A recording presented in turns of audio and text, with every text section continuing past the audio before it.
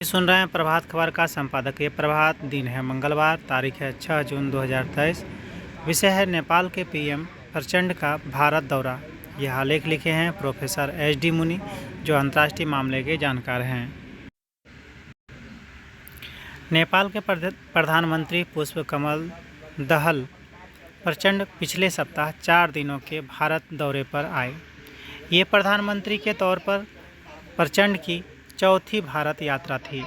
आमतौर पर नेपाल का कोई भी नया प्रधानमंत्री अपने पहले विदेशी दौरे में भारत आया करते रहे हैं, मगर 2008 में प्रचंड ने ये प्रथा तोड़ी और प्रधानमंत्री बनने के बाद पहली विदेश यात्रा पर चीन गए। लेकिन वर्ष 2016 में दूसरी बार प्रधानमंत्री बनने के बाद उन्होंने नेपाल की पुरानी प्रथा कायम रखी और 4 दिन के भारत दौरे पर आए। पिछले साल दिसंबर में एक नाटकीय राजनीतिक घटनाक्रम में प्रचंड तीसरी बार प्रधानमंत्री बने और इसके 6 महीने बाद अपने पहले विदेश दौरे के लिए उन्होंने फिर एक बार भारत को चुना। प्रचंड के इस दौरे से ये भी स्पष्ट हुआ कि चीन के साथ पहले जो उनकी नज़दीकी दिखती थी, उनमें अब परिवर्तन आया है। प्रचंड ने चीन की तरफ से आई कुछ परियोजनाओं को अटका दिया है। चीन की बहुचर्चित बेल्ट एंड रोड इनिशिएटिव परियोजना या BRI के बहुत सारे प्रोजेक्ट बहुत समय से अटके हुए हैं। ये परियोजनाएं पूर्व प्रधानमंत्री शेर बहादुर देउवा की सरकार के समय से ही अटकी पड़ी हैं। कुल मिलाकर BRI में कोई विशेष प्रगति नहीं हो रही है। उनका नाम ज़्यादा है, लेकिन ज़मीन पर उनका कोई बहुत असर होता नज़र नहीं आ रहा है। प्रचंड के भारत के साथ बढ़ती नज़दीकी से चीन बहुत खुश नहीं होगा। हालांकि प्रचंड जुलाई में चीन के दौरे पर जा सकते हैं। प्रचंड कुल मिलाकर अपने हाल के दौरे में भारत को ये संदेश देना चाहते थे कि मैं आपके साथ काम करने को तैयार हूँ। आप मुझे चीन के प्रति झुका हुआ मत समझें और मैं भारत और नेपाल के संबंधों को प्रगाढ़ करने के लिए जो भी संभव होगा करूँगा। उन्हें इस दौरे में ये संदेश देना था और उन्होंने वो संदेश मजबूती के साथ दिया है। भारत और नेपाल महत्वपूर्ण पड़ोसी हैं, लेकिन माओवादी जन आंदोलन के बाद राजनीति में कदम रखने वाले प्रचंड को लेकर भारतीय सत्ता प्रतिष्ठान में एक अविश्वास की स्थिति रही है। पहली बार प्रधानमंत्री बनने के बाद उनके चीन के दौरे और बाद की कई घटनाओं की वजह से नेपाल और भारत के बीच कई बार तनाव की स्थिति उत्पन्न हुई, मगर प्रचंड के इस दौरे से पुरानी तलखी को दूर करने की दिशा में काफ़ी प्रगति हुई है। प्रचंड ने इस दौर में अपनी तरफ से पूरी कोशिश की कि जो भारतीय सत्ता प्रतिष्ठान के हैं उसे वो खुश रखने की कोशिश करें। इस कारण से उन्होंने संवेदनशील विषयों जैसे सीमा विवाद हो या EPG का सवाल हो, उनको नहीं उठाया। साथ ही पिछले दिनों भारत की संसद के नए भवन में लगाए गए अखंड भारत के एक भित्ति चित्र को लेकर नेपाल में आपत्तियां जताई जा रही थीं, उसे भी प्रचंड ने अपने दौरे में तूल नहीं दिया। यानी जो भी तलखी वाले मुद्दे थे उन्हें प्रचंड ने दूर करने की कोशिश की है। उन्होंने यह प्रयास किया है कि उनके प्रति भारत के सत्ता प्रतिष्ठान का विश्वास बढ़े। दरअसल प्रचंड माओवादी रहे हैं और माओवादी पार्टी नेपाल कम्युनिस्ट पार्टी यानी माओवादी केंद्र के नाम नेता हैं। भारत में कम्युनिस्टों पर बहुत कम विश्वास रहता है और ख़ास तौर पर प्रचंड के मामलों में भारत के सत्ता प्रतिष्ठान का यह मानना था कि ये अपने वादे पूरे नहीं करते हैं और चीन की तरफ ज़्यादा झुक जाते हैं। तो इसलिए अपने हाल के दौर में प्रचंड ने भारतीय सत्ता प्रतिष्ठान में उस विश्वास को बढ़ाने का भरपूर प्रयास किया है। इसके साथ ही प्रचंड का इस दौरे में उज्जैन के महाकाल मंदिर जाना एक बहुत बड़ी बात है। एक समय में माओवादी विद्रोही रहे प्रचंड का भगवा कपड़ों में लिपट वहाँ पूजा करने की तस्वीर ये दिखाने की कोशिश है कि कम्युनिस्ट नेता होते हुए भी हिंदू धर्म उन्हें प्रिय हैं। हालांकि प्रचंड की भारत के प्रति नज़दीकी को लेकर नेपाल में उनके राजनीतिक विरोधी उन्हें घेरने की कोशिश कर रहे हैं। कुछ लोगों ने उनके खिलाफ प्रदर्शन करने की भी कोशिश की है, लेकिन प्रचंड के सामने विकल्प ज़्यादा है नहीं। उनके सामने रास्ता यही था और उन्हें अपने आप को सत्ता में बनाए रखने के लिए भारत के समर्थन की बहुत आवश्यकता थी। इसलिए उन्होंने भारत के प्रति ज़्यादा रुझान दिखाने की कोशिश की है। वैसे नेपाल में मौजूदा राजनीतिक समीकरण ऐसे हैं जिनसे प्रचंड विरोधियों को नाराज कर भी भारत से नज़दीकी रख सकते हैं। नेपाल की घरेलू राजनीति में अभी गठबंधन की स्थिति है। पिछले वर्ष दिसंबर में नेपाल में आम चुनाव के बाद एक नाटकीय घटनाक्रम में पूर्व प्रधानमंत्री केपी शर्मा ओली की कम्युनिस्ट पार्टी ऑफ नेपाल यानी एमाले ने प्रचंड पार्टी को समर्थन दे दिया, जिसके बाद वे प्रधानमंत्री बन गए। उन्हें 7 पार्टियों के समर्थन दिया है और गठबंधन के पास आवश्यक संख्या बल है। ऐसे में अगर आप प्रचंड को हटाएंगे तो दूसरी कोई सरकार कैसे बनाएगी, यह स्पष्ट नहीं है। ऐसे में प्रचंड को नेपाल में विरोध का सामना तो करना है, मगर मुझे नहीं लगता है कि उनके लिए अभी वहाँ राजनीतिक तौर पर कोई आंतरिक संकट जैसी स्थिति है। जहाँ तक भारत की बात है तो प्रचंड का यह दौरा भारत के लिए इस हिसाब से सकारात्मक रहा है कि इससे दोनों देशों के बीच आपसी विश्वास बढ़ा है और इससे जो मैत्री प्रगाढ़ होगी उसका अपने आप में एक बड़ा फायदा है। भारत चाहता है कि नेपाल यदि अपने आप को चीन से थोड़ा दूर रखें तो यह उनके लिए अच्छा है और प्रचंड ने इस दौर में वह संदेश दे दिया है। हालांकि भारत और नेपाल के बीच जल संसाधन और पन बिजली उत्पादन को लेकर जो समझौता होना है उस पर अभी अंतिम तौर पर दस्तखत नहीं हुआ है। यह एक दीर्घकालिक समझौता है जिससे दोनों ही देशों को फायदा होगा। इससे नेपाल को तो लाभ होगा ही, ऊर्जा के क्षेत्र में भारत को भी दोहरा लाभ होगा। पहला तो यह कि नेपाल में जो प्रस्तावित हाइड्रो पावर परियोजनाएं हैं उनमें भारत ने बहुत सारा निवेश किया हुआ है। साथ ही भारत को इनसे बिजली भी मिलेगी जिसकी भारत को ज़रूरत है, क्योंकि हम देख रहे हैं कि भारत में गर्मियों के मौसम में भी पावर कट हो रहा है। ऐसे में इन परियोजनाओं के आगे बढ़ने से भारत को बिजली मिलने भी आसानी होगी। मगर कुल मिलाकर प्रचंड के इस दौरे को राजनीतिक और कूटनीतिक दृष्टिकोण से देखा जाना चाहिए, न कि आर्थिक दृष्टिकोण से। अगला आलेख है महीने भर बाद मणिपुर। मणिपुर में जातीय हिंसा की आग भड़कने के लगभग 1 महीने बाद केंद्र सरकार ने इसकी तह तक पहुंचने के लिए एक समिति गठित की है। 3 मई से शुरू हुई हिंसा में अब तक 98 लोगों की जान जा चुकी है और 35,000 से ज़्यादा लोग बेघर हो चुके हैं। हिंसा का सिलसिला बंद नहीं होता देख केंद्रीय गृह मंत्री अमित शाह पिछले सप्ताह मणिपुर गए थे। 4 दिनों के दौरे में हालात का जायजा लेने के बाद उन्होंने जिन कदमों का ऐलान किया था उनमें एक न्यायिक समिति का गठन भी शामिल था। गुवाहाटी हाई कोर्ट के पूर्व मुख्य न्यायाधीश जस्टिस अजय लांबा के नेतृत्व वाली इस समिति को जल्द से जल्द रिपोर्ट सौंपने के लिए कहा गया है। उसे अपनी पहली बैठक के 6 महीने के भीतर रिपोर्ट सौंपनी ही होगी। समिति हिंसा शुरू होने के कारणों और उसके फैसले की जांच करेगी।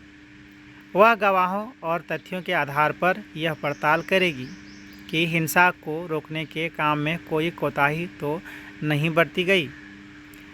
घाटी और पहाड़ी हिस्सों में बटे मणिपुर में हिंसा सबसे पहले 3 मई को भड़की थी, जब पहाड़ी जिलों में कुकी जनजाति के संगठनों ने जगह जगह प्रदर्शन किए थे। वे राज्य के बहुसंख्यक मैतेई समुदाय को अनुसूचित जनजाति यानी एसटी का दर्जा देने की मांग का विरोध कर रहे थे।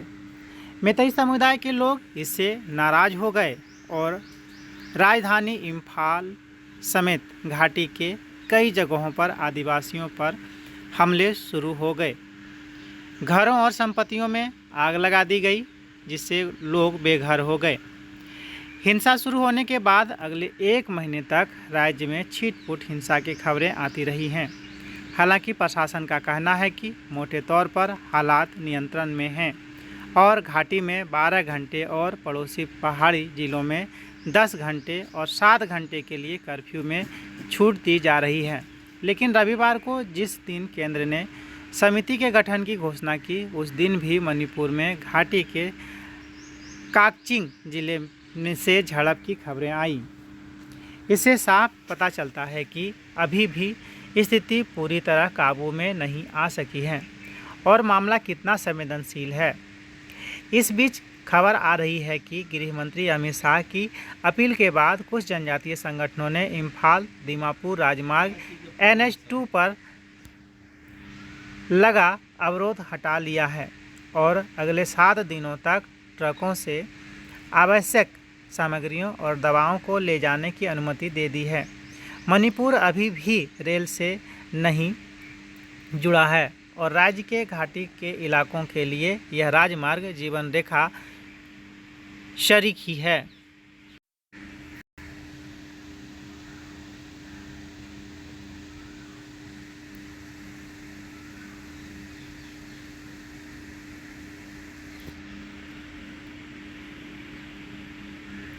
अगले साल लोकसभा चुनाव में भाजपा को टक्कर देने के लिए विपक्षी एकता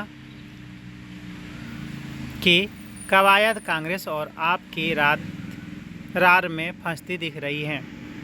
दिल्ली के मुख्यमंत्री और आम आदमी पार्टी के संयोजक अरविंद केजरीवाल अपनी सरकार को अफसरों के तबादले तैनाती के सुप्रीम कोर्ट से मिले अधिकार को निष्प्रभावी करने वाले केंद्र सरकार के अध्यादेश को राज्यसभा में रोकने के लिए मुहिम चला रहे हैं। उन्हें नीतीश कुमार, शरद पवार, ममता बनर्जी और के चंद्रशेखर राव का समर्थन तो मिल गया है, लेकिन कांग्रेस ने अभी पत्ते नहीं खोले हैं।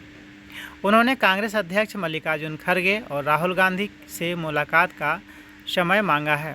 कांग्रेस ने दिल्ली और पंजाब के अपने नेताओं से चर्चा कर बताने को कहा है।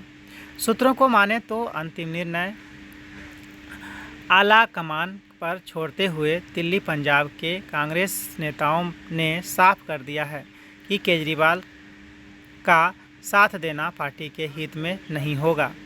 ऐसे में सवाल यह है कि कांग्रेस आला कमान का अंतिम निर्णय दिल्ली पंजाब के नेताओं के राय पर आधारित होगा या फिर व्यापक राष्ट्रीय परिप्रेक्ष्य में विपक्षी एकता की जरूरत के मद्देनज़र। कांग्रेस के अलावा विपक्ष में आप ही ऐसा दल है जिसे राष्ट्रीय दल का दर्जा हासिल है और जिसकी 1 से अधिक राज्यों में सरकार है। अभी 4 राज्यों राजस्थान, छत्तीसगढ़, हिमाचल प्रदेश और कर्नाटक में कांग्रेस की सरकार है, तो दिल्ली और पंजाब में आप की सरकार है। ऐसे में इन दोनों दलों के रिश्ते सुधरे बिना व्यापक विपक्षी एकता का मुद्दा दूर की कौड़ी बना रहेगा। वैसे पश्चिम बंगाल में ममता बनर्जी और तेलंगाना में के चंद्रशेखर राव के साथ भी कांग्रेस के रिश्ते मधुर नहीं हैं, पर उनमें वैसी कटुता नहीं है जैसी केजरीवाल के साथ है। यह कटुता पुरानी है जो समय के साथ बढ़ती गई है। अन्ना हजारे के लोकपाल आंदोलन के समय से ही केजरीवाल के निशाने पर उस समय केंद्र में यूपी सरकार का नेतृत्व कर रही कांग्रेस थी। बाद में जब उन्होंने आम आदमी पार्टी बनाई तो उसने भी सबसे ज़्यादा नुकसान कांग्रेस को ही पहुंचाया। दिल्ली में शीला दीक्षित के नेतृत्व में लगातार 3 बार से सत्तासीन कांग्रेस सरकार को भाजपा ढंग से चुनौती तक नहीं दे पाई, लेकिन नई नवेली आप ने अपने पहले ही चुनाव में उसे सत्ता से बेदखल कर दिया। दिल्ली में राजनीति के हाशिए पर भाजपा भी खिसक गई है, लेकिन कांग्रेस के समक्ष तो अस्तित्व का संकट नजर आता है। कांग्रेस पर आपकी मार दिल्ली तक की ही सीमित नहीं रही। पिछले साल चुनाव में प्रचंड बहुमत हासिल कर आपने कांग्रेस से पंजाब की सत्ता छीन ली।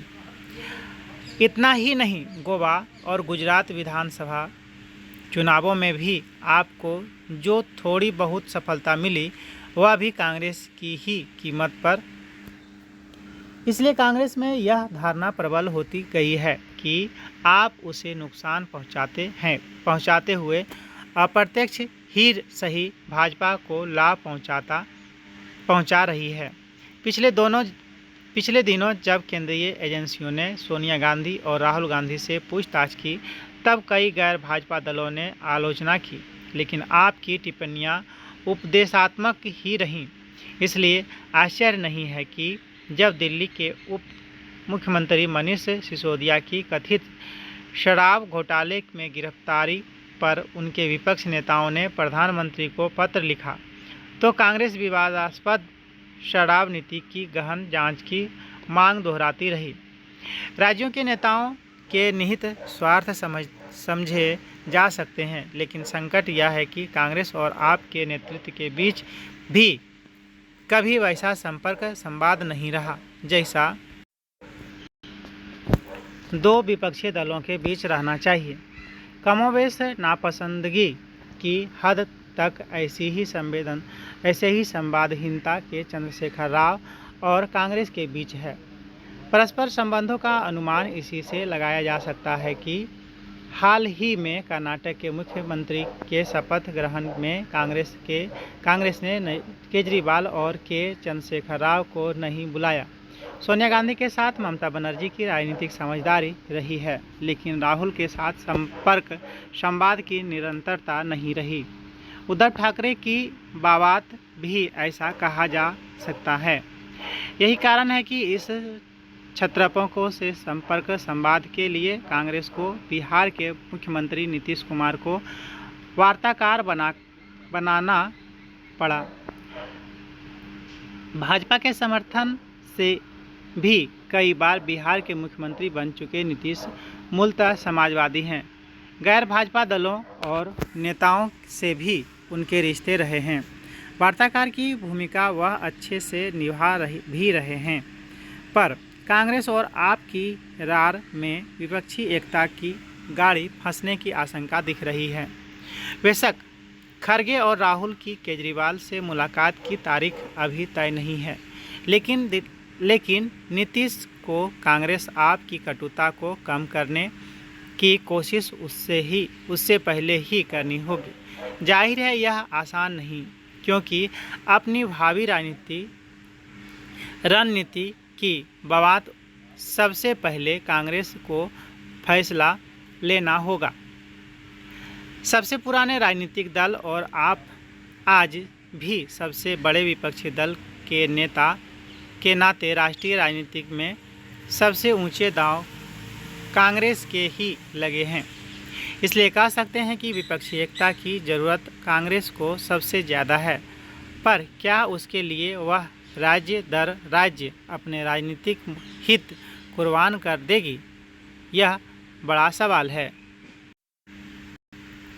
अगला आलेख है खिलौना उद्योग में आत्मनिर्भरता। यह आलेख लिखे हैं देवेंद्र राज सुथार, जो एक टिप्पणीकार हैं।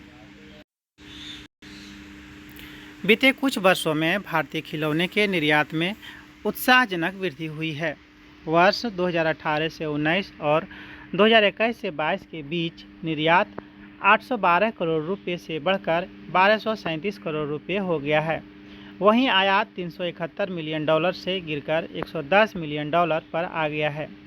वाणिज्य और उद्योग मंत्रालय के आंकड़ों के मुताबिक बीते 9 वर्षों में खिलौना उद्योग का निर्यात 4 गुना से ज़्यादा बढ़ा है। वर्ष 2013 से 14 में जहां यह $36.91 मिलियन था। वह 2022 से 23 में बढ़कर $153.88 मिलियन हो गया है। विभिन्न बाजार अनुसंधान रिपोर्ट की माने तो भारतीय खिलौना उद्योग के 2028 तक $3 अरब तक हो जाने की उम्मीद है। दरअसल बीते कुछ वर्षों में भारतीय खिलौना बाजार को नई छलांग मिली है। केंद्रीय सरकार ने देश में खिलौना बाजार से जुड़े सभी खिलौना निर्माताओं को कारोबारियों को प्रोत्साहित किया है। लोगों से भी घरेलू खिलौने खरीदने की अपील की है। इससे खिलौना का आयात तेजी से घटा है। हाल के वर्षों में खिलौना उद्योग के लिए कई कदम उठाए गए हैं। खिलौनों पर आयात शुल्क को संशोधित कर 70% कर दिया है, जिससे स्थानीय विनिर्माण को बढ़ावा मिला है। खिलौना की गुणवत्ता को विनियमित करने के लिए गुणवत्ता नियंत्रण आदेश भी जारी किए गए हैं। भारतीय मानक ब्यूरो के अनुसार खिलौनों के लिए राष्ट्रीय कार्य योजना 2020 में लॉन्च की गई थी, जिसमें 15 मंत्रालयों को एक साथ लाया गया था, जिससे खिलौना निर्माताओं को गति मिली। खिलौना कंपनियों के पास अब विपणन के अधिक अवसर हैं, विशेष रूप से नए ग्राहकों को जोड़ने के लिए, क्योंकि विभिन्न खिलौना मेले और प्रदर्शनियां अब नियमित रूप से आयोजित की जाने लगी हैं। भारतीय खिलौना बाजार आत्मनिर्भर भारत के सपने को साकार करने में मदद कर रहा है। भारतीय खिलौना उत्पादकों ने अपने खिलौनों की गुणवत्ता में सुधार कर विश्व में अपनी खास पहचान बनाई है। अब खिलौने अधिक सुलभ हो गए हैं, क्योंकि उनके कीमतें घट गई हैं। खिलौना पर जीएसटी की दर 12 से 18% के बीच है। हालांकि अभी अधिकांश भारतीय खिलौना ई-कॉमर्स वेबसाइटों पर उपलब्ध नहीं हैं, पर भारतीय खिलौने अब धीरे धीरे इस ओर भी रुख कर रहे हैं, जिससे बाजार बढ़ेगा। नीतिगत समर्थन, अनुसंधान विकास में निवेश, नवाचार, गुणवत्ता में सुधार और अंतर्राष्ट्रीय मानकों का पालन जैसे कारक खिलौनों के निर्यात के रूप में भारत की स्थिति को मजबूत करने में महत्वपूर्ण भूमिका निभाएंगे। अगला आलेख है देश दुनिया से। मुश्किल में स्पेन के स्ट्रॉबेरी किसान। जर्मनी के एक एक्विस्ट समूह ने स्पेन के एक खास इलाके में उगाई गई स्ट्रॉबेरी के बहिष्कार की अपील की है। यह स्ट्रॉबेरी पर्यावरण के लिहाज से नाजुक वेटलैंड के नज़दीक उगाई जाती हैं।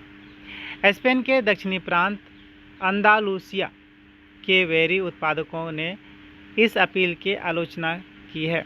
स्पेन के दोनाना नेशनल पार्क यहाँ के दक्षिणी क्षेत्र अंदालूसिया में है। यह बहुत अहम वेटलैंड है।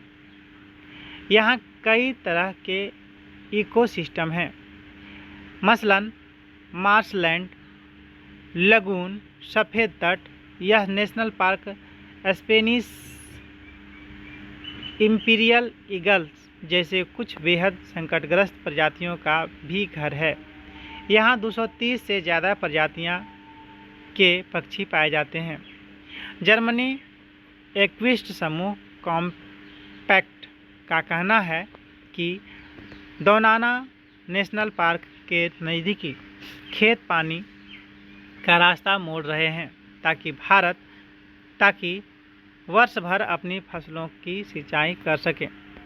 कॉम्पैक्ट ने जर्मन सुपरमार्केटों से अपील की है कि वो इस तरह से उगाई गई स्ट्रॉबेरी बेचना बंद करें। कॉम्पैक्ट की अर्जी पर 31 मई तक 1.5 लाख से ज़्यादा लोग दस्तखत कर चुके हैं। अपील ऐसे समय में आई है जब स्पेन की दक्षिणपंथी विपक्षी पार्टी दी पॉपुलर पार्टी यानी पीपी को प्रांतीय चुनाव में बढ़त मिली है। पीपी अब नेशनल पार्क के आसपास सिंचाई को वैध बनाने पर विचार कर रही है। हालांकि वैज्ञानिक चेतावनी दे रही हैं कि दोनाना सूख रहा है और बेहद गंभीर स्थिति में है। पिटीशन में कहा गया है कि गैरकानूनी पानी की चोरी से दोनाना नेशनल पार्क का नाजुक इकोसिस्टम खतरे में है। यह पार्क अंदालूसिया के दक्षिण पश्चिम स्थित हुल्वा प्रांत में है। स्पेन में लाल फसलों के उत्पादन का करीब 98% और यूरोपीय संघ का लगभग 30% हुल्वा में होता है। यह इलाका दुनिया में सबसे बड़ा स्ट्रॉबेरी निर्यातक है। इसकी स्ट्रॉबेरी पैदावार का एक बड़ा हिस्सा जर्मनी जाता है। अगला आलेख है स्वस्थ तन मन के लिए योग जरूरी। योग मनुष्य के जीवन के लिए काफ़ी महत्वपूर्ण है। इससे मनुष्य तन व मन से स्वस्थ रहता है। योग करने वाले लोग मानसिक व शारीरिक रूप से काफ़ी स्वस्थ रहते हैं। योग से मन को शांति मिलती है। वर्तमान समय में जिस स्तर से रोग बढ़ रहे हैं उसमें योग और भी अधिक महत्वपूर्ण हो गया है। योग करने से आप इन सभी बीमारियों से आसानी से लड़ सकते हैं। योग से हृदय रोग, रक्तचाप की समस्या आदि से छुटकारा पाया जा सकता है। इसलिए योग को स्कूलों में भी शामिल करना चाहिए। इससे बच्चे स्वस्थ रहेंगे। अगला आलेख है पहलवानों की पीड़ा समझे सरकार।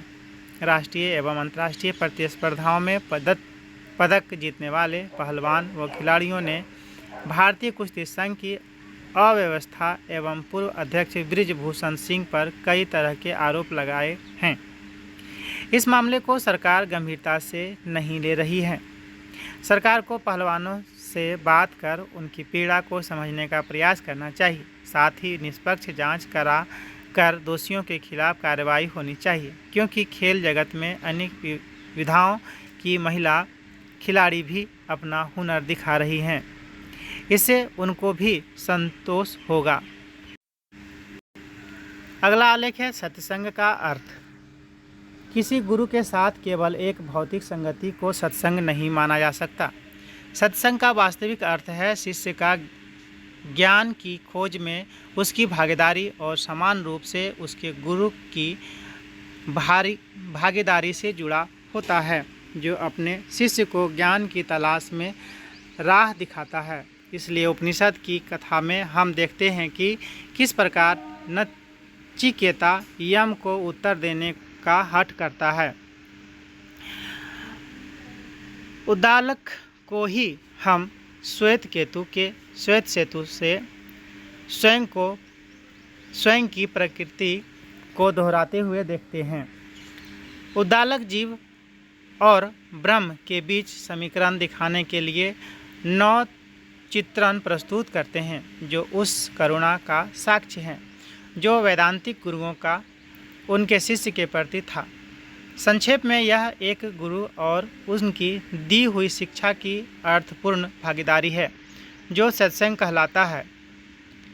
बृहदारण्यक उपनिषद में याज्ञवल्क्य मैत्री को सत्संग के सिद्धांत की व्याख्या आज़ादी के साधन के रूप में करते हैं। वह कहते हैं कि सुनना पहला चरण है, जो किसी का नेतृत्व सहज रूप से उस प्रतिबिंब की ओर करता है जिसके द्वारा शुद्ध मन वास्तविक रूप में स्वयं का अनुभव करता है। सुनना उन कारणों पर बार बार जोर डालता है कि दिमाग आत्मचिंतन की राह में विलुप्त नया है और इन प्रक्रियाओं के लिए उसके पास कोई योग्यता नहीं है। लेकिन शिक्षा के प्रकाश में इसे विचारशील बनाया जा सकता है, जिसे सुनना भी शामिल है। आप खुद से लगातार प्रश्न कर सच जान सकते हैं और उस गुरु की सेवा करके भी जो स्वयं की सच्चाई को जानते हैं। यहाँ सेवा का अर्थ खुद को जानने से संबंधित सभी प्रश्नों का जवाब ढूंढने में खुद की भागीदारी से है। इसका अर्थ गुरु की शिक्षा द्वारा ज्ञान की तलाश करना भी है। ऋषियों द्वारा बताए अनुसार जीवन जीना ही सर्वोच्च सेवा है, जिसमें एक अपूर्ण नश्वर एक पूर्ण व्यक्ति के सामने प्रस्तुत हो सके। पूर्णता शब्द का प्रयोग कृष्ण द्वारा हुआ है, जिसका अर्थ है बार बार समीक्षा द्वारा प्रश्नों के उत्तर तलाशना। गुरु को अपना संदेह जताकर हम अपने ज्ञान के बक्से को खोलते हैं। एक आदर्श गुरु तुरंत अपने शिष्य के संदेह को पहचान लेते हैं और उसे दूर कर देते हैं। इसी के साथ आज का संपादकीय प्रभात समाप्त होता है।